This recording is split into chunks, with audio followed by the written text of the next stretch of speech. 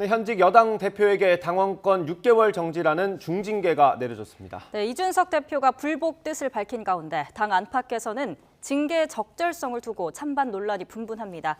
신성범 전 새누리당 의원, 김재섭 국민의힘 당협위원장 두 분과 오늘 파장과 수습 방안 함께 짚어보겠습니다. 어서 오세요. 어서 오십시오. 안녕하세요. 예. 먼저 의원님께 질문을 드려야 될 것 같습니다. 당원권 정지 6개월 굉장히 큰 징계지 않습니까? 이 정도 예상하셨습니까? 저는 사실은 지금 국면에서는 당윤리위원회가 결정을 보류하는 게 맞다. 결정을 내려서 안 된다는 주장을 계속 해왔어요. 그 근거는 이 사법적인 절차를 통해서 사실관계가 확정되기 전에 무엇을 정치적으로 판단하는 것 자체가 저는 무리라고 봤던 건데, 그럼에도 불구하고 마음속에서는 현재 지금 국민의힘 당 내부 분위기를 볼 때는 징계가 내려질 가능성이 높다. 그것이 정치 현실일 것 같다는 불안감을 가졌죠. 그래서 지금 생각해도 이제 지금 이준석 대표에서 내려진 혐의 자체가 뭡니까? 품위유지 위반이에요. 품위유지 위반의 좀 더 핵심적인 내용은 뭐죠? 예를 들어서 이런 거잖아요. 당원은 당원으로서의 예의를 지키고 품위를 지키고 자리에 맞게 행동하여야 하며 당의 명예를 실추시키거나 국민 정서와 동떨어진 언행을 해서는 안 된다는 당원 윤리 규정을 위반했다. 품위 유지 위반이에요. 예. 품위 유지를 뭘 위반했느냐? 김철근 당 비서실 정무실장이 그 제보자, 그러니까 이준석 대표의 성접대 의혹을 제기했던 제보자를 지난 1월 달에 만나서 저 성상납 없었습니다라는 확인 각서를 받고 그 자리에서 대신 써준 게 뭐냐면 7억 원의 투자를 유치해 주겠다는 그 약속 각서를 써줬다고요. 이 대목에 대해서 이준석 대표는 나는 몰랐다. 상관없는 일이라고 했는데 그 말을 그렇게 2시간 50분 동안 이준석 대표가 안에 들어가서 설명했지만 설득이 우리는 그 말을 못 믿겠다. 그게 최종 결론이라 못 믿겠다. 예. 무슨 혐의가 우리가 확인했다는 게 아니라 이준석 대표의 소명을 우리 윤리위원회는 못 믿겠다고 결론 내렸다. 그래서 김철근은 2년, 이준석은 6개월의 당원 자격정지 결정을 내리겠다는 게 그게 핵심 요지. 그렇다면 제가 보기에는 다시 원점으로 들어가면 그럼 사실관계가 확정 안 됐는데 어떻게 해서 믿거나 말거나 하는 문제로 당 대표를 징계할 수 있냐 원론적인 문제가 나오는 거예요. 개인적인 의심은 뒤로 하고, 예를 들어서 이준석 대표가 실제로 그런 행위가 있었는지 여부에 대해서는 본인은 아니라고 하지만 정황증거상 보면 그럴 수도 있고 안 그럴 수도 있고 이런 문제란 말이에요. 이 부분이 경찰이든 검찰이든 법원이든 간에 사법 절차를 통해서 확정되기 전에 이렇게 정치적 징계가 내려지는 것은 저는 적절치 않았다고 판단해요.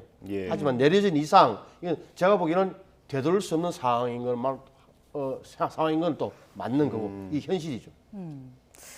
이 같은 결정에 또 토사구팽이다, 윤리위 징계가 지나치다 이런 시각이 나오고 있는데 실제 당내 여론은 어떻습니까, 의원님? 당내 여론은 좀 엇갈리는 것 같습니다. 그러니까 잘 됐다라는 분들도 있고 잘 안 됐다, 잘못됐다라는 분들도 있는데 그냥 제 개인적인 생각을 말씀드리면 앞서서 신 의원님 말씀하신 내용이랑 비슷합니다. 그러니까 당대표를 사실상 탄핵을 하는 징계 처분을 내리는 것인데 그 이야기를 들으면 대단한 증거가 있느냐? 전혀 그런 것이 아니었거든요. 앞서서 말씀 주신 대로 합리적 의심을 통해서 사실상 이준석 대표의 정책 생명을 끊어놓을 정도의 중징계를 내렸으면 그럼 정말 뚜렷하고 대단한 증거가 있든지 아니면 그 징계 절차에서 절차적 정당성을 엄정하게 확보하든지 이제 이런 것들이 있어야 되는데 선출된 권력인, 그러니까 당원과 국민들의 선출에 의해서 정당하게 선출된 당대표의 권한을 박탈하는 그 징계 처분에 있어서 과연 윤리위원회는 이런 선출된 권력의 권한을 박탈할 수 있을 만한 권한이 있느냐, 그리고 그 과정이 굉장히 투명하고 누구나 납득할 수 있었던 것이었느냐 하면은 저는 거기에 대해서는 아니라고 이야기하고 싶거든요. 저는 그런 의미에서 당내에서 이견이 있습니다. 이준석 대표의 징계가 부당하다라고 하시는 분, 했어야 된다라고 하시는 분들이 있지만 적어도 저는 이번 윤리위의 징계는 부당하다라고 주장합니다. 그런데요, 이게 좀 어떻게 봐야 될지 모르겠는데 징계가 좀 부적절하다라는 목소리는 몇몇 의원들, 최고위원 속에서 나오고 있는데 이게 징계 잘 내렸다, 적절하다 이렇게 나오는 목소리는 없는 것 같습니다. 왜 그럴까요? 그러니까 지금 당내 분위기는 저는 뭐 현역이 아니라서 잘은 모르지만 제가 직간접적으로 접해본 사람들의 의견을 종합하면 저도 당내에서는 이준석 대표에 대한 불만이 좀 쌓여왔던 것은 사실이에요. 그러니까 불만의 핵심은 뭐냐면은 행태적인 측면도 있는 거예요. 그러니까 그 윤석열 정부가 출범한 이후에 여당 대표로서 왜 정부 정책에 뒷받침을 안 하고 자기 정치를 하는 것 같다는 그런 약간의 선입견도 좀 깔려 있는 거. 그동안에 이준석 대표가 어떻게 보면 싸움당, 대야 투쟁, 그러니까 야당 대표 시절에는 예. 굉장히 잘 싸웠는데 여당 대표가 된 뒤에는 뭔가 부족한 것 아니냐 이런 판단이 하나 있는 것 같고 예. 두 번째는 이준석 대표의 당내 기반이 원래 취약했다는 사실을 꼭 기억해야 돼요. 작년에 6월 달에 대표 될 때 기억하시겠습니다만 나경원 후보한테 당원 투표에서는 4%포인트 졌어요. 다만 국민 일반 여론조사에서 30%포인트 차로 이겨서 당대표가 돼서 30대 당대표가 등장했던 게 원래 당내 기반은 취약했던 거예요. 예. 그럼에도 불구하고 당내 그동안에 쭉 1년 동안 있으면서 당내 자기 세력을 확장을 못했어요. 그게 이준석 대표의 성향적인 문제도 좀 있어요. 예를 들어서 성격상 예를 들어서 뭐 당협위원장을 자기 사람으로 교체한다든지 이런 정치를 안 했던 것 측면도 있는 것 같고 예. 또 행태적인 데에 대한 일반 당원들의 불만 그리고 또한 여당 대표답지 않다는 나름의 이런 불만이 쌓여서 지난번에 기억하시겠습니다만 의원총회에서 탄핵 직전까지 갔는데 좀 무산됐던 그런 게 한번 기억이 나잖아요. 예. 그러니까 그런 점은 있었다. 그럼에도 불구하고 당내에서 지금 이제 적어도 제가 볼 때는 제대로 된 당이라면 당내에서 현역 의원들이 적어도 이런 징계는 절차나 잘못됐다는 목소리가 좀 소수가 나와줘야 돼요. 예. 그 건전한 당을 위해서는. 그런데 지금은 보면 당내에서는 그런 소리 목소리가 안 나오는 것도 제가 보기에는 큰 문제예요. 예. 하태경 의원은 김웅 의원 원래 이준석 대표가 친하다고 알려진 그 의원들 외에는 옹호하는 목소리가 안 나오는 것도 제가 볼 때는 당이 문제라고 저는 느끼죠. 예. 근데 이준석 대표가 사실 전국 단위 선거를 2번이나 이겼는데 당내 입지를 그동안 넓히지 못했다는 게 조금 의아하긴 합니다. 그렇게 말입니다. 사실 그러니까 이게 이준석 대표가 대중 여론전에서는 아주 탁월한 모습들을 보여주지만 어떤 예. 당내의 정치, 내 세력을 만드는 것에 대해서는 상당히 거부감을 좀 갖고 있었던 걸로 알고 있습니다. 예. 그러니까 이준석이라는 사람이 당 대표가 되는 과정 자체가 애초에 당내 조직을 활용해서 당내 나의 입지를 활용해서 그 조직표를 동원해 가지고 자신의 그 어떤 뭐 선거를 치렀던 것이 아니라 네. 순수하게 이른바 공중전을 치르면서 여론들을 끌어모으는 그런 정치를 했던 분이거든요. 예. 근데 그것이 이제 당대표가 됐을 때는 조금 방향을 달리 했었어야 됐는데 이준석 대표의 강점을 그대로 가져가지만 약점을 보완하진 않았다는 것이죠. 이제 그런 것들이 이준석 대표의 그 사람을 그러니까 이준석 대표를 지지해준 사람들 자체를 만들지 못하는 결정적인 계기가 됐던 것 같은데 예. 게다가 이준석 대표는 불공정하게 자기 사람을 심는 거에 대해서 굉장한 거부감이 있습니다. 저희가 나는 국대다라고 하는 프로그램을 통해서 정당 사상 최초로 대변인을 공모를 해서 예. 그 어떤 컨테스트를 통해서 예. 우리가 이 대변인을 선발하는 과정이 있지 않았습니까? 근데 그런 것만큼 이준석 대표는 내 사람 챙기기, 내 주변에 사람 심기 이런 거는 전혀 안 했던 분이고 이렇게 공모 절차 내지는 뭐 공정한 절차 이런 것들을 통해서 투명하게 하다 보니까 이제 이준석 대표를 정말 결사옹위하는 세력들이 적었던 것은 사실입니다. 그렇군요. 이런 가운데 JTBC가 성접대 의혹 폭로의 배후에 윗선이 있다. 이런 주장이 담긴 음성 파일을 공개했습니다. 앞서 얘기 나눴지만 이 7억 원 투자 각서가 지난 대선 때 단일화에도 영향을 줬다. 이런 파일을 또 공개했는데 어떻게 들으셨습니까? 이게 이런 일을 좀 더 세밀하게 좀 세밀하게 살핀다 하면 예. 왜 이 일이 발생했을까? 처음에 어찌 된 거죠? 이게 작년 12월인가 가세연 유튜브 채널 가로세로 연구소라는 데서 처음 문제 제기를 한 거예요. 그렇죠. 그러면 되짚어보면 가세연은 이런 사실을 어떻게 알았을까? 뭐 이런 문제가 나올 거 아니에요. 예. 적어도 이미 구속돼 있다는 사기로 구속돼 있다는 9년형이 확정된 김모 씨가 카이스든가 그분, 예. 그 양반이 경찰이나 검찰 조사 받으면서 했던 진술 또는 수사 보고서가 어떻게 해서 가세연으로 넘어갔지? 의문이 생길 거 아니에요. 네. 만약에 좀 더 깊이 들어간다면. 예. 그다음에 이게 하나의 궁중 드라마처럼 보이는 요소가 있다. 예를 들어서 정치적인 뭐 업무까지는 아니지만 기획 이야기는 어떻게 된 걸까라는 의문은 좀 있었던 거예요. 일반인들은 넘어가지만 근데 JTBC 보도를 보면 예. 윗선에서 홀딩하라 그러잖아. 뭐 윗선이 누군지도 모르잖아. 예. 윗선 홀딩 갖고 있어라. 증거를 갖고 있어라라는 표현이 있는 거고 또 하나는 저 또 나오니까 안철수 당시 후보와 윤석열 후보의 단일화에서도 이게 이 문건이 이용됐다.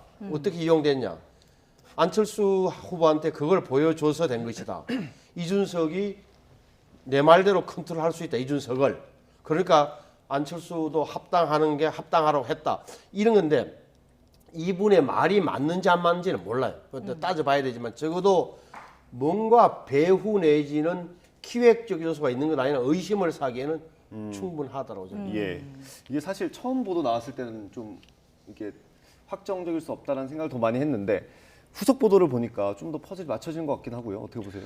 그러니까 이게 아직까지는 의혹 단계이고 구체적인 사실관계가 나오지 않고 그 윗선이 누구냐에 대해서는 JTBC에서도 구체적으로 아직까지는 취재가 더 필요하다라는 입장인 것 같거든요. 예. 그래서 제가 단정적으로 말씀드리기는 좀 어렵지만 여기서 우리가 봐야 될 부분은 바로 이런 것 같습니다. 그러니까 윤리위가 징계 처분을 내렸고 그 징계 처분의 근거라고 하는 것이 뭐 정말 대단하고 충분한 근거가 아니라 아까 말씀드린 대로 합리적 의심. 그러니까 말 그대로 이준석 대표의 말은 믿을 수 없고 실역각서라고 하는 것에 대해서 이준석 대표가 교사했다라는 합리적 의심이 든다라고 하는 말하자면은 그 윤리위원장과 윤리위원들의 가치적인 판단인 것이거든요. 네. 그렇게 되면 어떤 뚜렷한 증거나 이런 것들이 없는 상태에서 주관적인 판단으로 징계를 내렸다라고 하면 그러면 정치적 해석이 들어갈 여지가 충분히 생기는 겁니다. 네. 뚜렷한 증거가 있으면 그 증거대로 징계 처분을 했다 이렇게 되면 되는 건데 절차 자체가 납득되기 어려운 부분이 있으니까 거기에 과도한 정치적 해석들이 지금 가미하기 시작하는 것이거든요. 아 그럼 이 결정에 따라서 누가 정치적 이익을 받느냐, 누가 정치적 불리함을 얻게 되느냐 이런 다양한 해석들이 되면 아 그러면 정치적으로 유리함을 얻게 되는 쪽에서 기획한 것이 아니냐 충분히 이렇게 나아갈 수가 있게 되는 것이거든요. 그러니까 애초에 이런 기획설, 뭐 의도설, 배우설 이런 것들이 나오게 된 배경 자체가 윤리의 징계 근거라는 것이 정말 납득하기 어려운 사유였기 때문에 저는 발생했다고 보고 있습니다. 네. 그렇군요.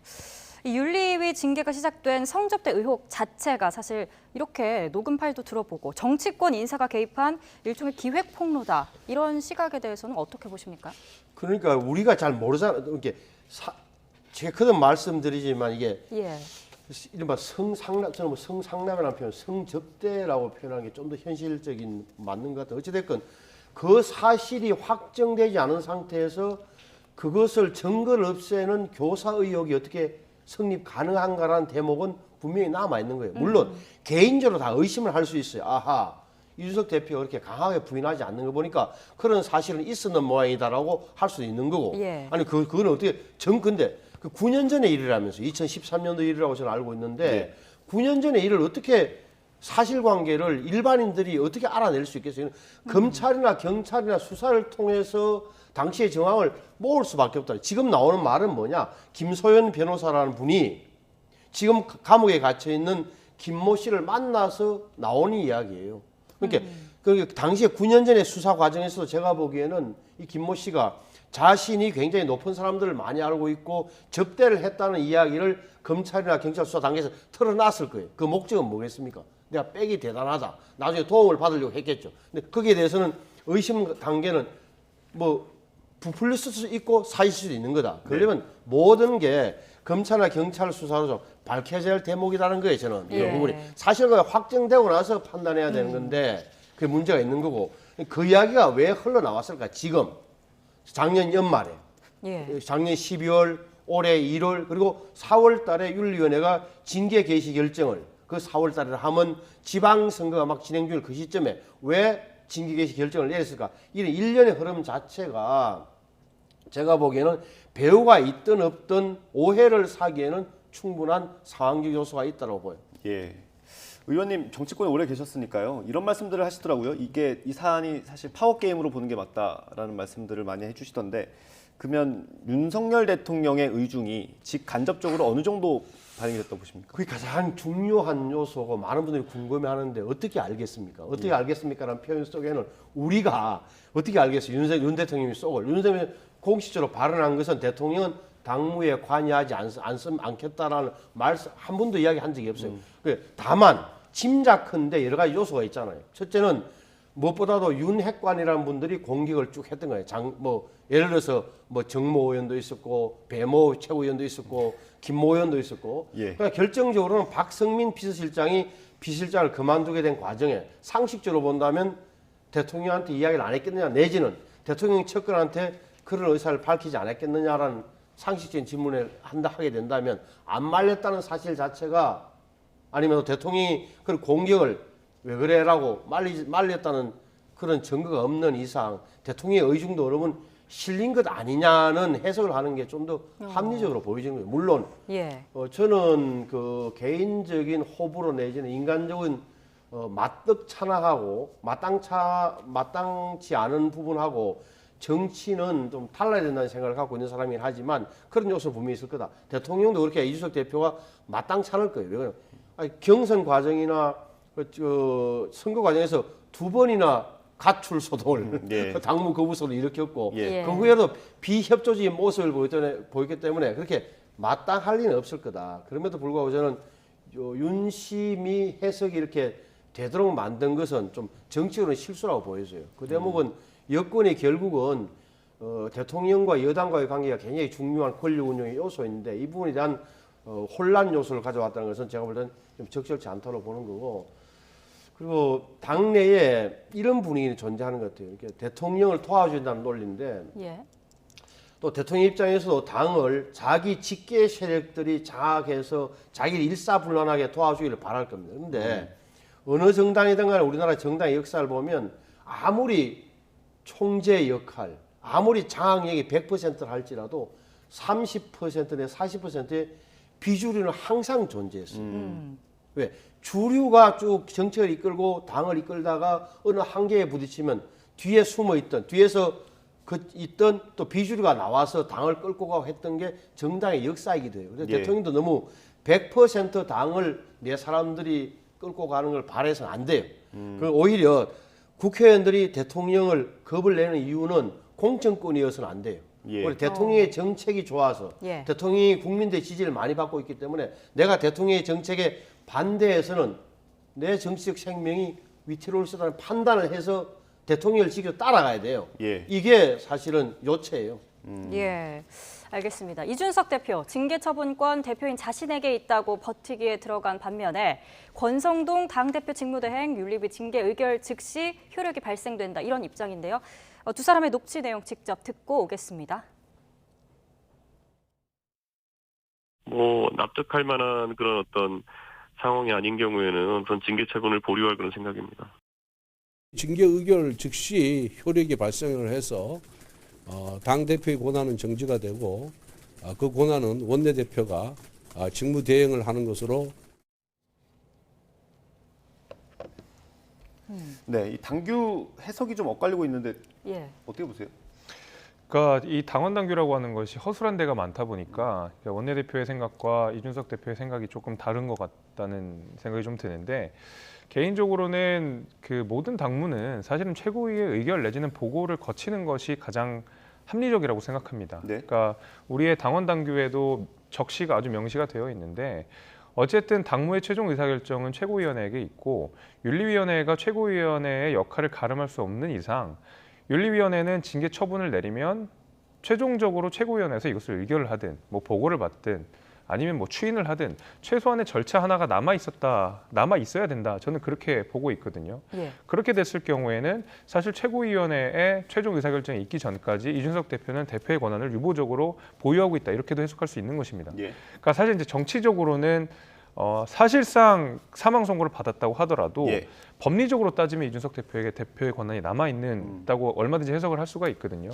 그렇게 되면은 당 대표가 징계 여부와 관련돼서 최종적인 판단 권한을 가지고 있는 만큼 자신에 대한 징계 처분도 취소할 수 있다라는 논리적 그 근거는 성립이 되는 것이죠. 하지만 이제 정치적으로는 굉장히 부담스럽고 어려운 일이라는 것은 예. 잘 알고 있습니다만은 이 사실 이게 아까도 제가 말씀드렸듯이 당대표를 징계하고 사실상 탄핵에 준하는 처분을 내리기 위해서는 그만큼의 절차적 정당성이 완벽하게 확보가 돼야 된다고 생각하거든요. 예. 안 그러면 분명히 이건 내전으로 가게 됩니다. 또 예. 해석투쟁으로 가게 되고 누구 말이 맞냐라고 또 싸우게 되고 어떻게 당대표 이런 식으로 쉽게 끌어내릴 수 있느냐라는 비판이 있게 되고 예. 그렇게 하면 통치의 안정성 자체가 굉장히 흔들릴 수가 있거든요. 예. 차기 당대표에는 똑같은 지적 안 하겠습니까? 예. 어떤 윤리적 문제로 제소를 하게 되고 윤리에서 혹여나 징계 처분이 나오게 됐을 때 그러면 그 대표는 물러나지 말라라는 법은 또 없는 것이거든요. 예. 이렇기 때문에 정당의 통치 안정성, 그다음에 국정의 그 안정성 같은 걸 확보하기 위해서는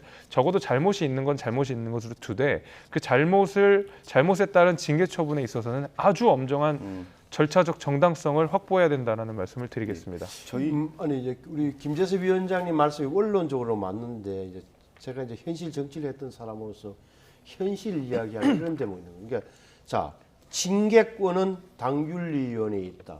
예. 처분권은 당 대표에게 있다. 그렇게 됐겠죠. 이 문제는 당 대표가 징계 대상이 됐잖아요. 예. 근데 여기에 대해서 아까 이준석 대표 말은 내가 그 징계가 대상자지만 그 징계가 나는 부당하다고 생각하기 때문에 당 대표인 내가 내 권한으로 나에 대한 징계를 막겠다는 것밖에 안 들리는 건데 저거는 안 맞는 거예요. 저는 법을 떠나서 상식적으로 안 맞는 거잖아요. 그렇잖아요. 그 대목이다. 따라서 저거는 오히려 저 부분은 권성동 원내대표가 좀 더 현실적인 접근을 하고 있는 거죠. 저건 누군가는 자 징계가 내려졌다. 권한이 정지됐다. 그러면 누군가는 책임을 지고 당을 수습해야 된다. 근데 잘 보셔야 될 게 당 대표 직무 대행이에요. 예. 직무를 대행하는 거예요. 예. 지금 정확하게 말하면 윤석 대표는 첫째 당원이에요. 아직도. 예. 당 대표입니까? 당 대표예요. 전직 당 대표 아니에요. 예. 다만 징계를 받아서 당원권이 정지됐어요. 예. 당권이 정지됐어요. 예. 당 대표로서의 권한이 정지된 거예요. 예. 그래서 권성동 원내대표는 당 대표 권한 대행이 된 거예요. 권한. 직무대행이죠. 직무 대행. 예, 예. 권한 대행이 아니라. 예, 지금 거리된 상태가 아니기 때문에. 거리가 됐다면 거리라는 게 사망이라든지 이런 거잖아요. 예. 아예 자리가 없어요. 그러면은 권한 대행이 되겠지만 직무 대행이다. 예. 저 표현이 맞는 거다. 따라서 6개월 후에 말을 좁히면 6개월 후에 징계가 풀리면 이준석 대표는 어떻게 되느냐? 당 대표가 되도록 돼 있는 거예요. 물론 6개월 후에 어찌 될지는 몰라요. 어떤 변수가 있나요? 경찰 수사가 있을 테고 그 중간에 또 어떤 의회에서 뭐 사진 사퇴할 수도 있는 거고 예. 아니면 뭐 내일 모레 있을 의원총회에서 갑자기 사퇴 이유가 뭐 아주 많이 나와서 어떻게 할 수 없는 징이 된다. 현재로 봐서는 저 대목이 맞는 거다. 예. 저는 권성동 원내대표의 해석이 정치 현실적으로 맞는 거예요. 그리고 권성동 원내대표는 그제 바로 최고위원회를 소집했잖아요. 예. 예. 왜? 권한 대행, 직무 대행으로서의 자격으로 최고위원을 소집했고 소집이 돼서 거기에서 적어도 추인을 받은 거란 말이에요. 예. 그러면은 당장 월요일 날 모레 열리는 최고위원회는 누가 주재해야 되죠? 이준석 대표가 나갑니까? 아니죠. 그건 왜? 대표로서 이름은 대표지만 권한이 정지됐기 때문에 주재할 수가 없어요. 따라서 대행인 권성동 원내대표가 주재하는 게 맞아요. 이 대표 측의 그럼 대응책이 또 궁금합니다. 어떤 것들이 논의 중입니까, 현재? 뭐 크게 두 가지가 있을 것 같습니다. 예. 하나는 언론에서 이번 징계의 부당함을 주장하는 방식이 하나가 있을 것이고요. 두 번째는 당원 당규상 보장된 그 이의 신청들을 예. 따라가는 방법이 있고 나가서 하나 더 추가로 한다 그러면 이제 가처분 신청을 해서 법원에 효력 정지를 요청하는 경우가 있을 텐데 사실 이제 대부분의 그 정당 사무와 관련된 가처분 신청은 인용되는 경우가 거의 없기 때문에 이 부분은 좀 기대하기 어렵다고 치더라도 이준석 대표의 강점인 언론 대응 이런 거에 대해서 적극적으로 부당함을 피력할 거라고 저는 보고 예. 있고 우리가 징계 절차에 따른 이의 신청이나 불복 절차가 당원 당규에도 잘 그 규정이 되어 있습니다. 그래서 예. 거기에 따른 충실한 제도적 보장들은 이준석 대표가 다 활용할 것으로 보이고 예. 아마 가장 큰 주력 무기는 언론에서의 이준석 대표가 그 부당함을 주장하는 이런 방식이 될 거라고 생각합니다. 이준석 대표가 당내에서 힘을 쓸 수 있는 상황이 지금 전혀 아니거든요. 그 가처분 신청도 우리가 기대하기 어렵다 그러면 계속 끊임없이 언론에서 이 부당함을 호소하고 이런 부분이 잘못돼 있고를 만드는 방식만이 이준석 대표가 할 수 있는 거의 유일한 방법이지 않을까라고 생각이 예. 듭니다. 그것이 좋은지 여부는 떠나서요. 예. 이준석 대표는 뭐 여론전을 강한 무기로 가지고 있으니까요. 그걸 이제 계속 할 텐데 당으로서는 어쨌든 계속 굴러가야 되지 않습니까? 그렇죠. 뭐 여러 방안들이 있던데 조기전대 뭐 그런 게 있고 임시전대가 있고요. 비대위 체제 뭐 이런 것들이 거론되는데 아마 의원총회에서 그런 의견들이 오갈 텐데 의원님께서는 어떤 방안이 좋다고 보십니까? 현실적으로 제가 보기에는 뭐 모레 의원총회에서 여러 가지 의견이 나오겠습니다만 모레 의원총회에서 일이 있은 지 3, 4일 후에 진행된 의원총회에서 뭔가 합의점을 찾아내기는 힘들 겁니다. 제가 보기에는 현실적인 방안은 권성동 당대표 직무대행이 올해 연말까지 내년 초까지는 끌고 가는 방법밖에 없다. 그러니까 다시 말해 그 본인이 당대표 직무대행을 그만두고 비대위로 전환하지 않는 이상 예. 당대표로서 직무를 수행하는 거예요. 그동안에 이준석 대표는 뭐 법원에 가든 언론전을 하든 그래서 본인의 선택에 따라서 자기의 구제 노력을 다 해야 되는 거고 예. 그래서 그렇게 간 다음에 내년에 전당대회를 열어서 당대표를 선출하는 게 맞을 거다. 왜 그러냐면은 그렇지 않으면 자녀 임기 내년 6월까지로 남아있는 이준석 대표의 자녀 임기를 채우는 당대표를 선출하는 임시전당대회를 열어야 될 텐데 그렇게 하기에는 저는 어려움이 있지 않을까 싶고 예.